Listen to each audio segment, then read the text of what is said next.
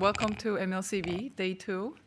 So the opening keynote today will be given by Nilah Ioannidis from UC Berkeley. She's going to talk about personal genome interpretation. Great to be here. Thanks for getting up early for the first keynote of the morning. I'm going to talk a bit about how you can use the sequence-to-function models that we've been hearing about yesterday and very prominent in this meeting, whether we can use them for personal genome interpretation and some of the evaluations we've done in that area, and some ongoing challenges that I think highlight some important kind of creative work that can still be done in the field. And I think there's a lot of kind of different training strategies that people might want to try out to kind of improve performance on this kind of problem. So, OK. Since we've talked so much about sequence-to-function models yesterday, and including in the first keynote talk from John, I'm not going to go into too much detail. I just have a quick overview slide from a recent review that he was actually co-author on, just to remind everyone that you have kind of an input DNA sequence. And the point of these models is they're processing just sequence input alone. In theory, that could be any arbitrary sequence. But they're trained on endogenous sequences from the genome to predict kind of functional annotations that we have on transcription factor binding, histone modifications, and also gene expression levels from CAGE data or RNA-seq data.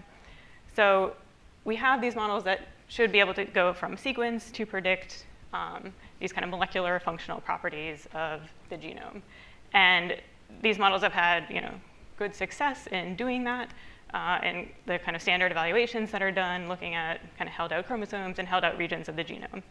And they've been very useful, as you've seen yesterday, in looking at what are kind of some sequence determinants of these molecular properties of the genome. And model interpretability techniques have really shown us kind of helped highlight certain motifs and regulatory grammar that's involved in these processes. So these models have been really useful for studying endogenous genomes. So the question is, can we also use them to understand kind of variation between people? And that's what kind of my lab's perspective is on these kind of models and where we're coming from. So I'm coming from this background in kind of clinical variant interpretation, worked originally with rare disease patients, and then in my postdoc did some work on methods for predicting the pathogenicity of individual variants. So in general, in clinical genomics, we have kind of a patient genome that gets sequenced, and we want to know, of the many mutations in that person's genome, are any of them causal for a clinical phenotype or disease? And so in the past, a lot of machine learning tools were developed with kind of manually curated features about each of these variants. You can say, is the variant in a conserved region or overlapping certain annotations? If it's in a protein, what kind of domains does it affect in the protein? And you can build a predictor of whether the variant is pathogenic. So this is kind of our ultimate goal, is to predict some kind of clinical phenotype from this personal genome. OK, but since we have these nice sequence-to-function models, we should be able to plug people's sequences into these models and predict all these molecular phenotypes.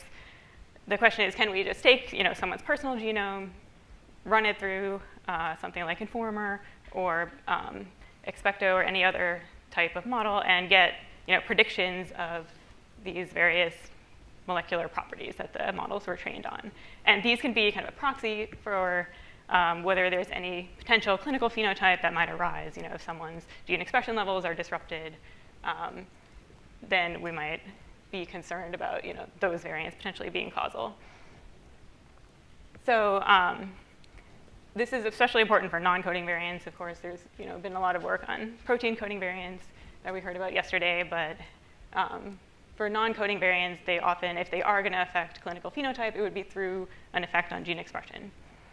So we kind of focused in on, we initially thought, OK, we can take some existing models, apply them to some personal genome data, and check for how well they predict gene expression levels in different people. So the way this setup is a little bit different from how the models are trained.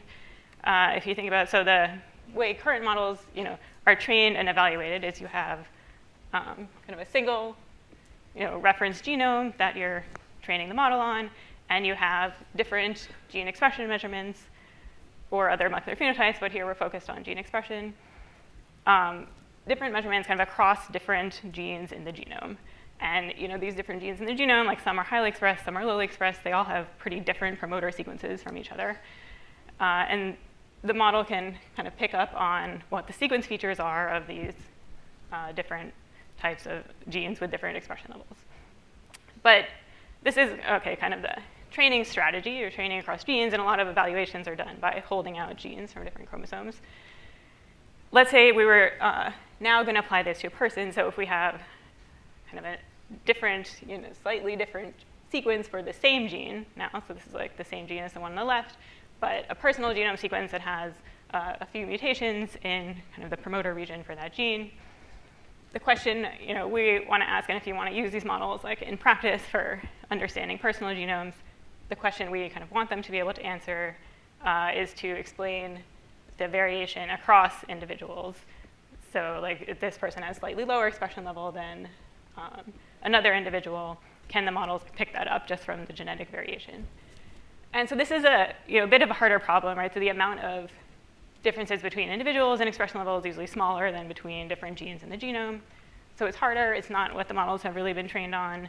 And there's obviously some environmental factors as well that go into differences in gene expression between people. So one question you might say is like, how well could we actually do on this problem realistically just from the genome sequence? So to be fair to the models that we're testing here. And so we have kind of, for this problem, there are some baseline models that we can use that have generally been developed from kind of the TWAS community. So for transcriptome-wide association studies, people wanted to train some models to predict, like from personal genome sequences, what expression levels of different genes are.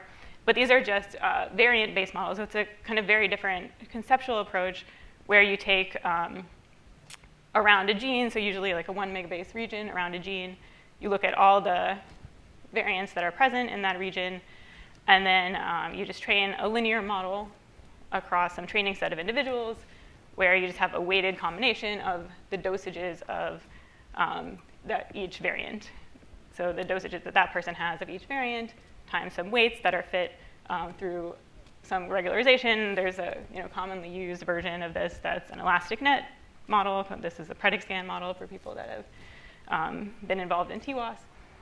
And so this kind of model gives us some kind of baseline where at least we know that a sequence-based model or a genome-based model should be able to pick up at least as much kind of explainable variation between people as this kind of simple linear approach. But we do want to go beyond this, and hopefully the sequence-based models, the deep learning models, could do better, because these, since they're trained across observational data from individuals, they only include effects of common variants, because you can't really fit coefficients for the other rare variants. They're also linear, so there's no kind of interactions between variants or nonlinear effects. But they do have this nice property that they're useful for TWAS. OK, so this is going to be kind of a baseline model that we use throughout the work that I'm going to show. And this initial test that we did was to take kind of existing sequence to expression models and see how well do they work at this problem, and are there any kind of challenges we can highlight there. So this work was led by 3 undergrads in my lab who kind of collaboratively did all the work for the paper. And then we took this data set that's publicly available. Basically, we need variants from a bunch of individuals, and we need their paired gene expression levels. So we took the Ioannidis data set that's based on 1,000 genomes individuals. So they did some RNA sequencing of lymphoblastoid cell lines from these individuals. And they're from a few different populations, mostly European, but they also are from, there's a group from the Yoruban population in Africa. So we wanted to run like the individual genomes from these people through these models. And we focused on genes that in the Ioannidis analysis had been found to have a significant EQTL, so to have at least one variant that does affect expression again, to be kind of fair to only looking at the set of genes where we should be able to have, we should be able to pick up on some genetic signal. Okay. So this is just a cartoon of kind of the training strategy. As I mentioned, we have run each person's genome sequence through a set of sequence to expression models, and then we end up with kind of a predicted matrix of, for every individual and every gene, we have their predicted expression level from the model, and then we also have the measured expression levels from the GeoVadis data set. And so this is kind of a cartoon of the two correlations that we're running.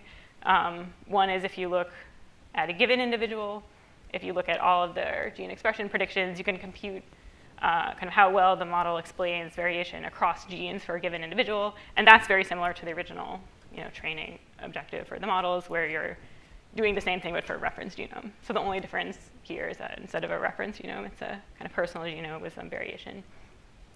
But you can still pick up on these kind of large differences between genes. And then the other evaluation is correlation across individuals. So here, it's for a given gene, how well are the kind of predicted expression levels for all the individuals correlated with the measured expression levels for the individuals. Okay, and we looked at 4 different sequence to expression models. So these are kind of a rough cartoon. It's not exactly to scale because the slide wasn't quite big enough.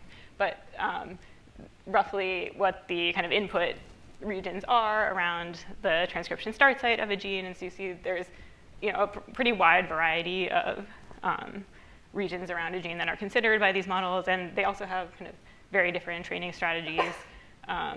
So we're trying to do this analysis and kind of, it's a model agnostic approach. We're checking if there's kind of any general principles that are true, like all the models that are trained in this kind of reference genome way.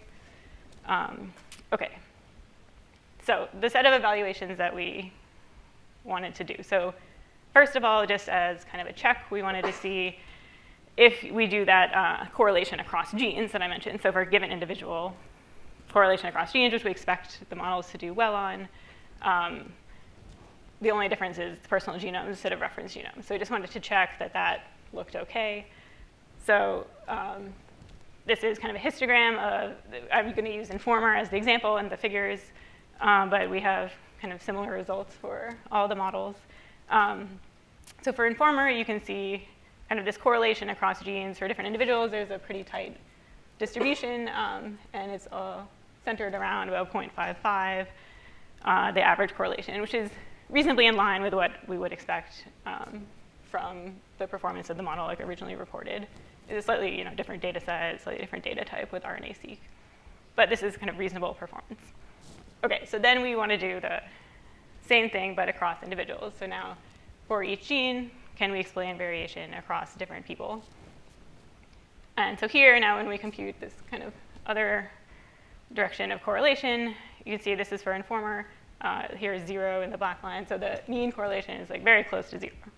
So there's almost no signal to explain this type of variation across people, which was kind of surprising to us. We thought there would at least be some signal. Now it's slightly positive, right, on average. So that's good. They're like picking up maybe some causal variance.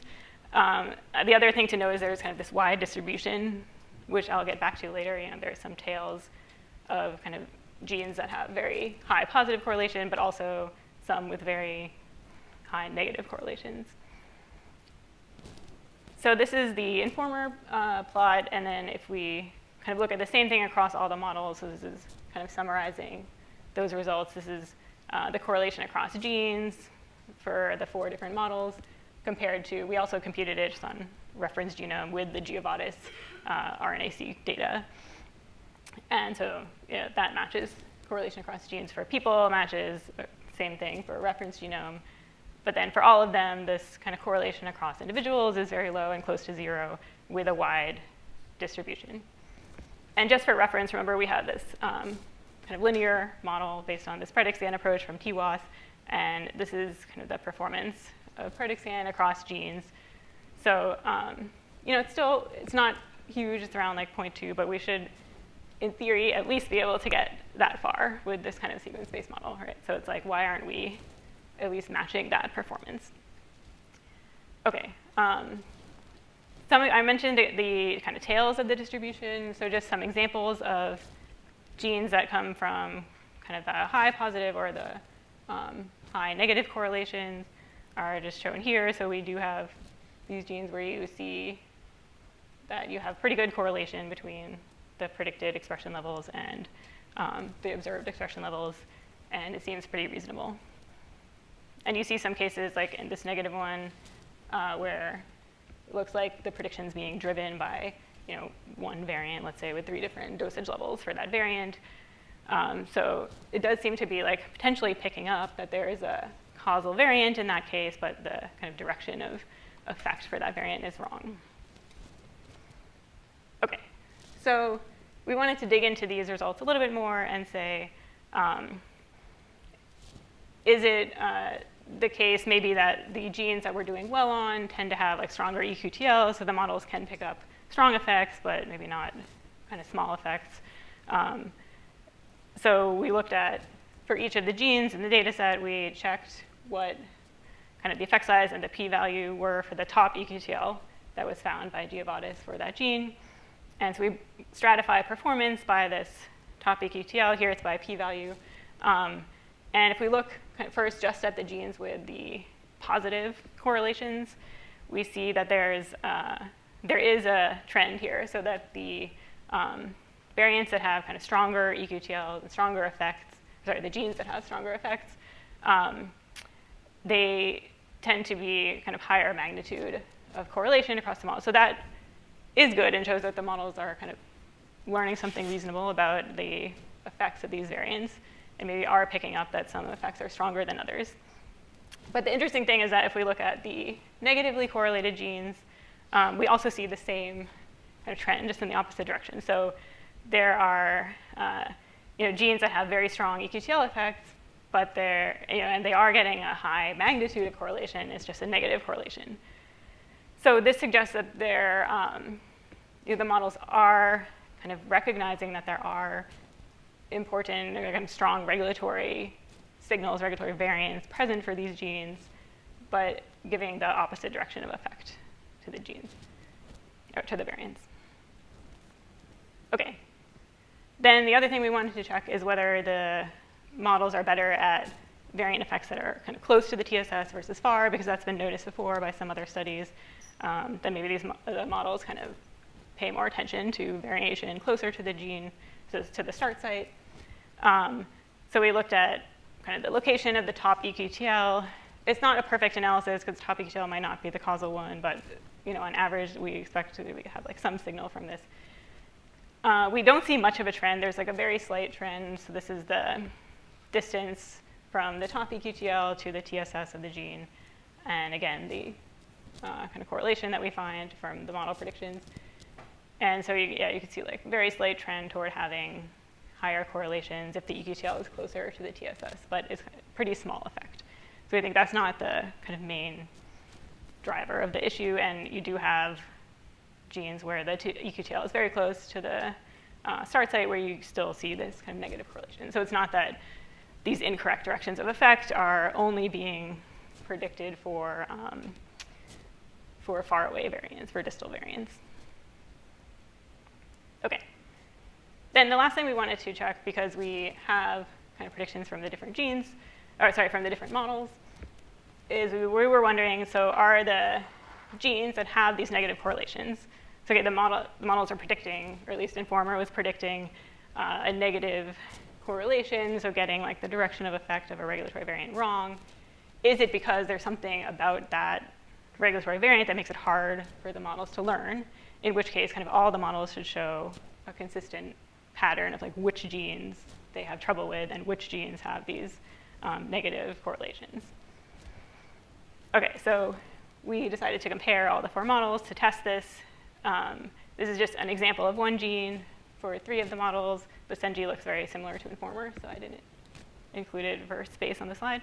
But you can see in this example, there are very strong correlations that are negative, for Informer and Expecto, but positive for Expresso. So at least, in this example, the models are picking up like probably a similar causal variant, or least causal haplotype, but getting its like predicted direction is different between the different models. Okay, and so this is just one example, but this seems to be generally a pattern. So we did all these kind of pairwise comparisons between the predictions from the different models. So Basenji versus Informer, Expecto versus Informer, and we plotted the correlation values for this cross-individual analysis for the two different models, and if they kind of all agreed with each other on the direction of effect of the regulatory variation, you would expect all the density to be kind of along the y equals x axis here.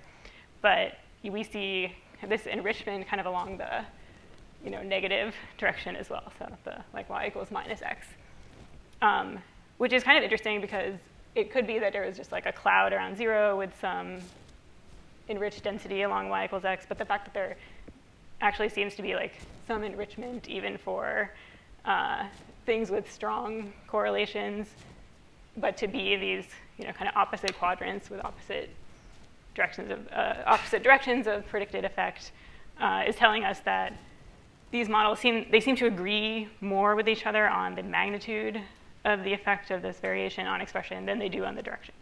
So I think that's kind of one insight into what might be going on with the models and what some of the challenges might be. This is just the last kind of comparison with Informer and Espresso, and then again to the PredictScan style like linear model, that you can see that pretty much gets the kind of positive directions of correlation because it's trained with observational data, so it should get positive for most genes. But there's kind of a relatively even split between whether Informer agrees with the direction or not.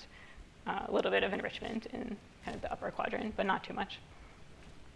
Okay, there's a follow-up analysis that was done by 3 other students in the lab, and Aisha and Ruchi are here, so you should talk to them about this. This is the MLCB paper last year, where they trained a bunch of replicates of Basenji models and did a bunch of analyses on the kind of uncertainty in the predictions from the different models. But one thing they tested was just, do we see the same pattern that I just showed, but for replicates of the same model, not even different models? And so these are just kind of models trained with different initializations and same architecture, same training data, everything. And you still roughly see this kind of X-shaped pattern that suggests there's some just kind of stochastic nature to what the models are learning that happens to assign a particular variant a positive or negative effect on the final output prediction that's somewhat arbitrary. Okay, so conclusions from this first part. So we have these existing sequence to expression models that are out there. If we try them out of the box on personal genomes, they have kind of limited ability to explain this cross-individual variation. They tend to agree with each other, as I mentioned, more often on magnitude than direction. So we think this is telling us that it's kind of easier for the models to recognize that there is a regulatory variant present, and harder to tell the direction. And this kind of makes sense if you think about what might be happening. If the models have learned what motifs are important, which we think they have from other kind of great work that's been done in model interpretability, they might find that there's, if there's a variant in one of those very important motifs, they realize that there might be something going on with expression, and they alter the predictions, but they're not sure, this particular C to A change, if it's going to increase or decrease expression. Okay, and to get at whether that is a challenge just because it's hard to link like a local effect on transcription factor binding, let's say, with expression, because there's kind of various layers of regulation in between there, or if it's a problem like just at the, even at the local prediction level, we think, one thing that would be nice to check is whether this direction of effect issue in the predictions is also true for the other molecular phenotypes, so for accessibility data or TF binding data. And there's some evidence that maybe the direction predictions are better for these kind of local properties, but it's not, we don't have the personal genome data for a lot of these measurements, and we haven't yet kind of evaluated the models across personal genome data where we don't have to worry about figuring out causal variants from QTL studies and things like that. So I think this would be a nice thing to kind of get clarity on whether there is a challenge also in predicting effect on local, these kind of local TF binding type properties, or if it's just linking those to gene expression. And depending which answer you get, I think that would kind of push future work should be more on, if you have trouble even with the local phenotypes, maybe you need to see more kind of sequence diversity during training to understand like effects of variants within motifs. Or if it's kind of this linking to genes, then we want to look at kind of hierarchical models where you're first making like really good predictions of the kind of epigenetic local chromatin effects and then linking those in kind of a separate model to gene expression. But just some kind of general strategies. Okay. So last thing is kind of lead into the next part is a kind of obvious next step for this type of analysis to say whether these models would benefit from seeing personal genetic variation during training. So it's like one way of increasing the kind of sequence diversity that they see. And what if we just kind of show them a bunch of personal genomes rather than just reference genome, because they're not currently trained on any variant data. So this is the next thing we tried. So I'm going to show kind of how well this works and also some existing, ongoing challenges that would be great for people to think about in the field. OK, so here we're going to take this personal genome data from the same kind of GeoVadis data set and fine-tune the informer model in this case. This work is led by Ruchir and Annika, who are here, so please ask them details after the talk. The way that we're setting it up is we have the GeoVadis individuals, which again were from mostly European, but also this Yoruban population. So that will come up again later in kind of different holdout splits that we do. And then for kind of computational time, we are focused on training a random subset of 200 genes taken from that 3,000 that have strong eQTLs. And so the kind of personal genome paired with the transcriptome information, personal transcriptome data for those 200 genes now is going to be seen during the fine-tuning process. But the other genes are not seen. OK, and we tried a bunch of different strategies for how to do the fine-tuning.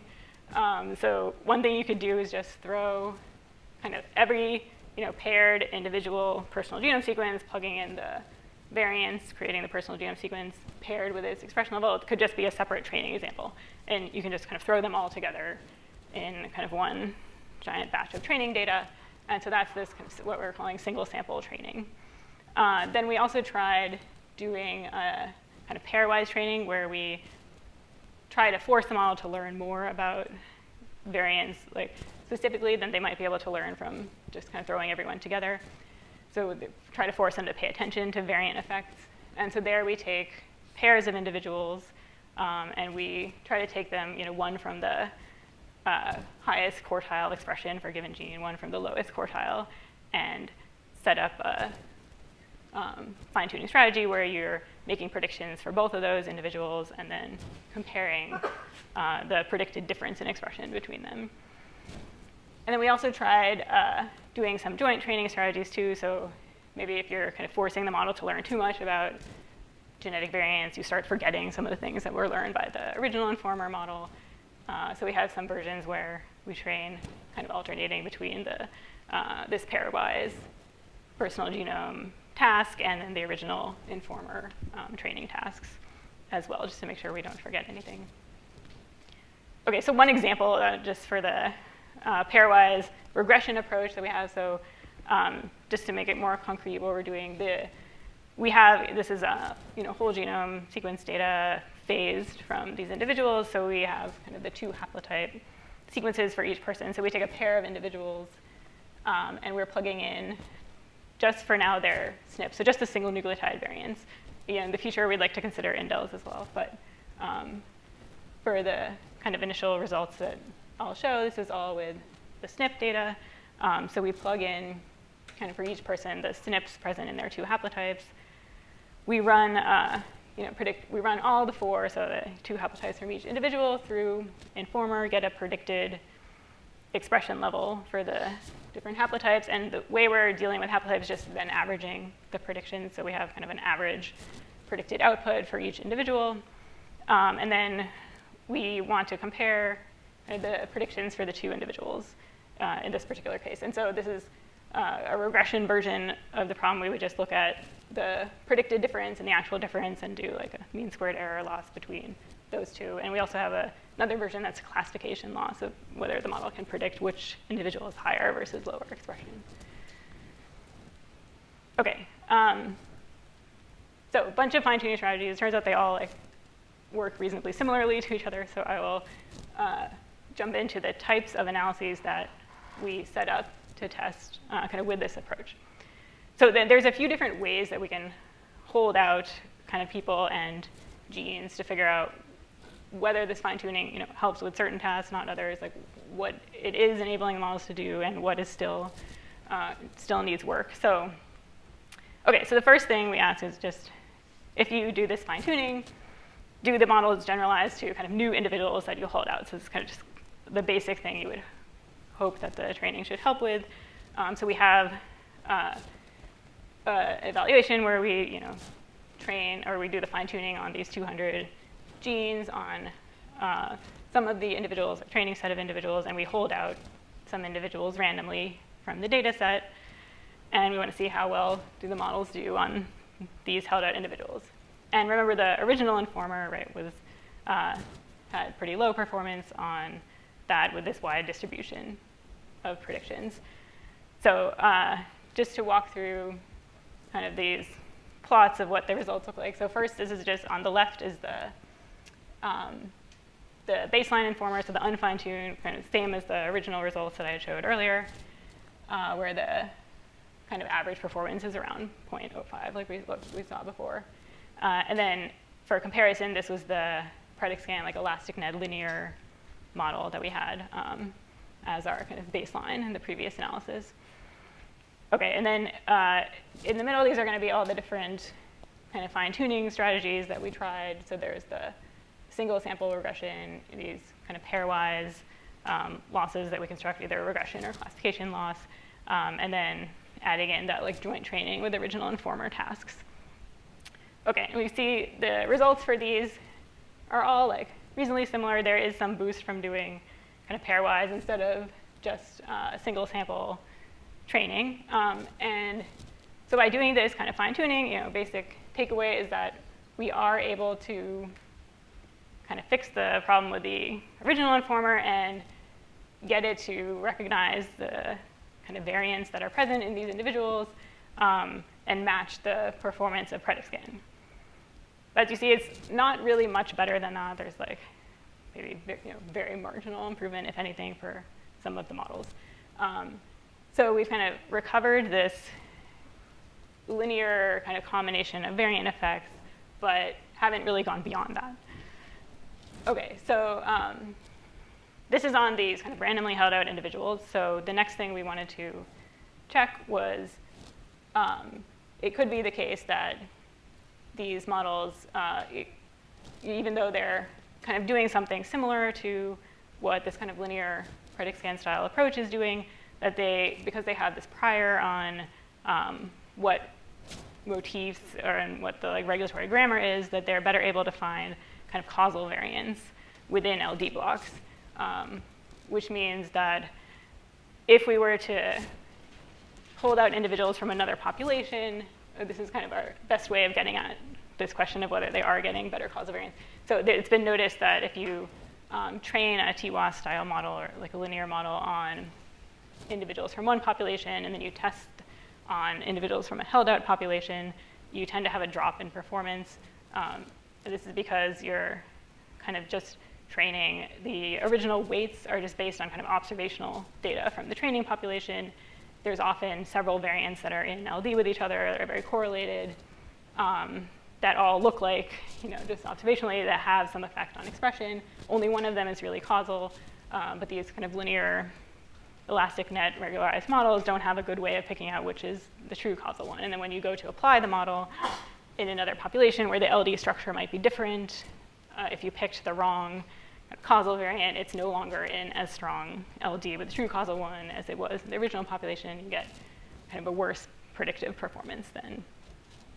OK, so we want to test like if we run the evaluation this way, so we train only on the individuals from the European populations in this data set and hold out the Aruban individuals, do we have this kind of similar drop in performance that's seen for the elastic net models?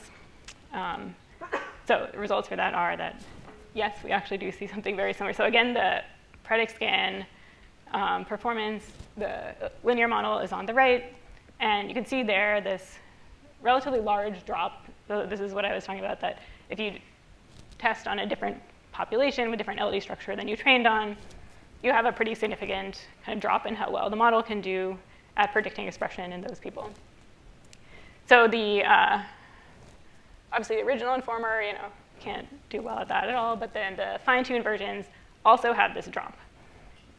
We do see in like a couple of cases there's a marginal improvement that it's small. It does seem to be somewhat reproducible, but it's not, I think, super clear evidence yet that we're getting more causal variance. But maybe there's some hint of that. OK, so then the next thing is we want to see whether this model is going, having been fine-tuned in this way and learning about the variants that were present in the training set, will it generalize now to kind of unseen variants and unseen genes? And we would like to ask this question of whether it's kind of learned something more meaningful now about genetic variation that's being captured in the new embedding space of the fine-tuned models that makes it more generalizable to new sequences, essentially. And we would like to be able to test this even in a given gene that we train on a bunch of individuals from that gene. So one of the 200 that were seen in the train set, but like a new variant, so a rare variant in some person that variant was not seen. It's a little bit hard to run that test because we don't have many examples of people that share no variants with anyone else, right? So kind of as a proxy, we're just looking at unseen genes only and saying if the model is good at extrapolating to new variants, it should also be good at extrapolating to new sequences from kind of completely unseen genes. For those genes, obviously, it hasn't been able to learn anything about the specific variants present in those genes.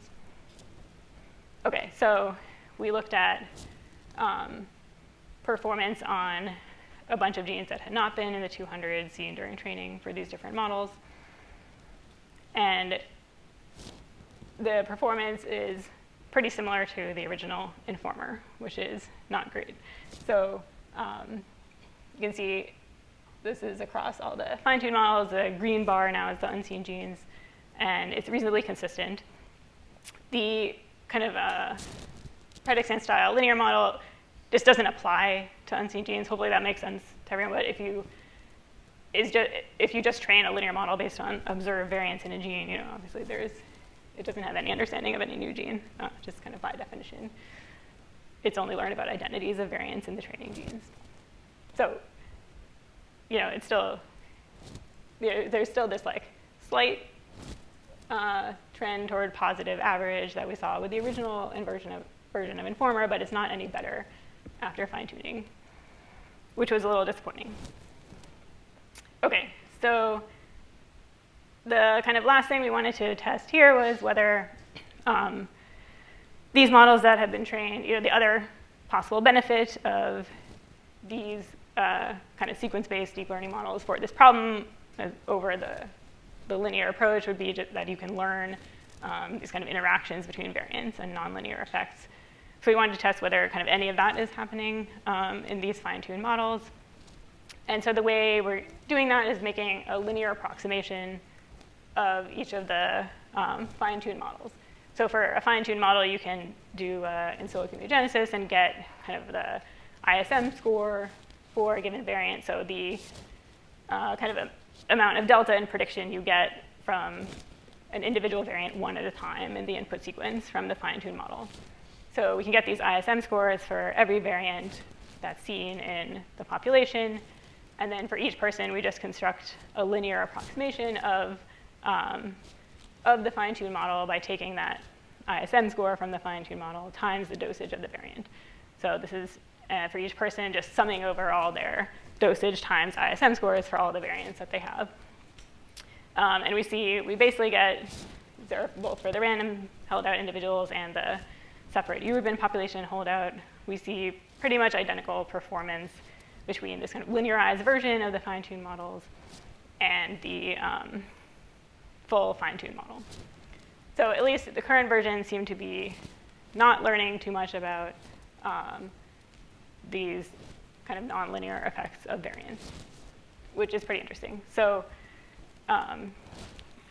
I'll give some conclusions in a second. A couple of things we wanted to check was just whether the kind of number of individuals that we're seeing, we have this data set that's like roughly 400 people, and with the test splits and everything we're training on, like around 300 people.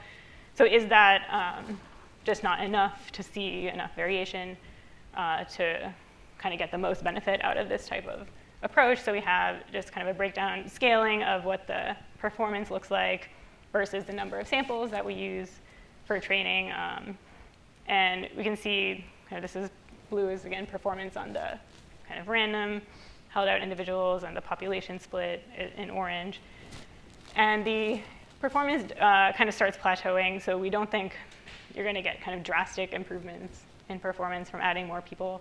And part of the issue is you have kind of diminishing returns from when you add a new person, a lot of their variation is going to be shared with variation that was previously in kind of the training individuals. So as you add more and more people, you start getting like diminishing additional variants that are seen in the new people. So I think this is one challenge for if we're going to use kind of observational data, population-based data to kind of augment the model training. This is one challenge that we're going to run into. OK, so then the last thing we want to check is, are the models kind of just learning the effects of the common variants, right? So because this performance is plateauing, is it just that we learned effects for the variants that are common in these individuals and like not really much about rare variants? We did this breakdown where we looked at kind of the performance if you take, so in the test individuals, in the held out individuals, sorry, if you kind of plug in, so normally we're plugging in all their SNPs into the sequences that we're running Informer predictions on. If we, instead of plugging in all of the variants that they have, we plug in kind of only up to a certain allele frequency. So kind of there's a minimum allele frequency on which variants we plug in. So on the right-hand side, we're kind of only plugging common variants into these personal sequences and looking at performance. So we do see there is like a little bit of a boost at the beginning coming from the common variants, but there's still a tail of additional kind of improvement in performance from having the rare variants present in those individuals in the kind of sequence that's evaluated for them.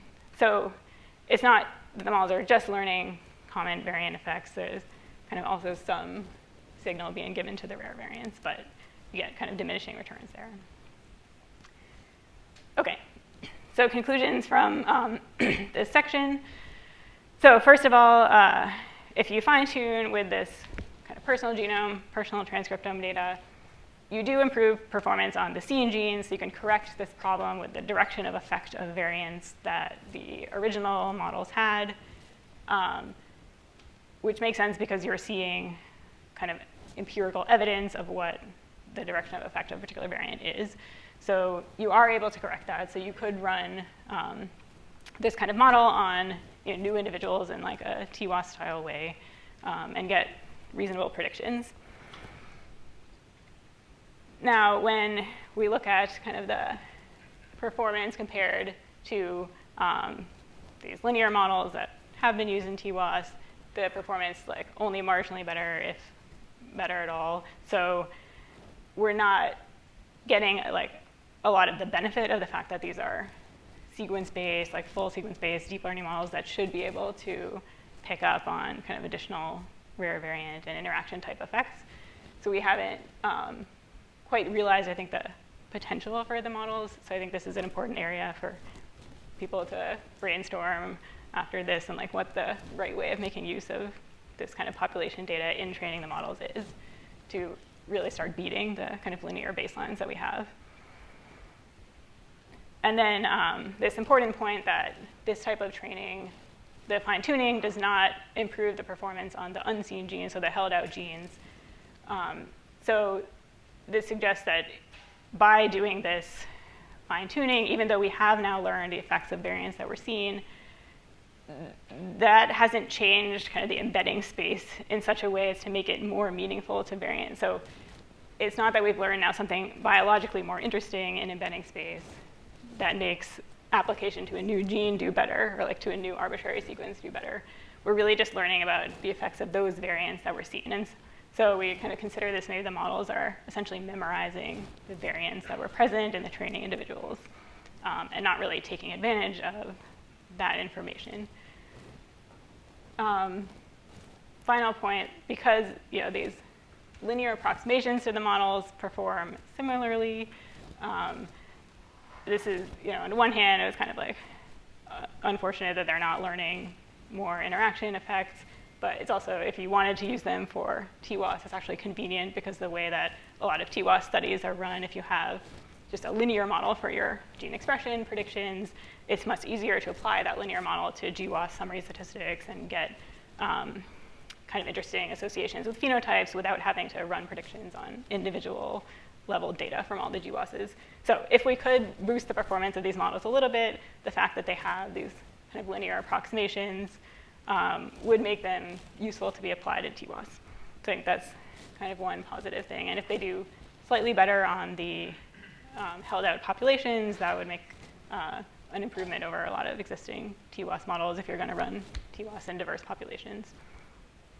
OK, so these are kind of the main conclusions. It would be great to brainstorm with people on what kind of new, I think there's some more creative like training strategies, architectures to try to force these models to take advantage of this information. Like there is clearly information present in the population level data, right? We can see that certain variant increases or decreases expression. That information is there and like should be able to help teach these models something. But we need a different kind of, some new approaches for how to get them to use that type of information in a constructive way that is generalizable rather than just kind of memorizing the relatively small set of variants that we have in the population. So happy to talk to people more about that. I wanted to just briefly mention there's an upcoming talk from Sharon Drzezinski from Katie Pollard's labs. They're doing very similar work to this, have some similar results, but have done some really cool analyses of kind of where the variants the fine-tuning models are picking up on, like what types of genomic annotations they're in, and have some evidence that they are finding more causal variants, which is promising. So stay tuned. In a couple of talks from now, you'll see very similar but complementary work to this. And then, yeah, last thing, if people missed any of the posters from our group, I'll just plug, some of the other projects. Students are still here, so go and talk to them about these other projects. The last one was based on another MLCB paper from last year that I didn't get to talk about in this talk, but does some cool benchmarking studies of genomic AI. Genomic AI models, both supervised and unsupervised, and trains some new DNA language models, and has some interesting benchmarking tasks that are kind of complex reasoning type tasks, like can these models predict conservation signals across the genome, which require kind of integrating a lot of information. So check that out if you haven't seen it already. And with just acknowledgements from people from my lab, and then there, as I mentioned, Katie Pollard's group and also Sarah and Maria's groups here are doing very similar work and have similar results, and we've been talking with them about this project a lot and shared a lot of ideas. So thanks very much to them as well.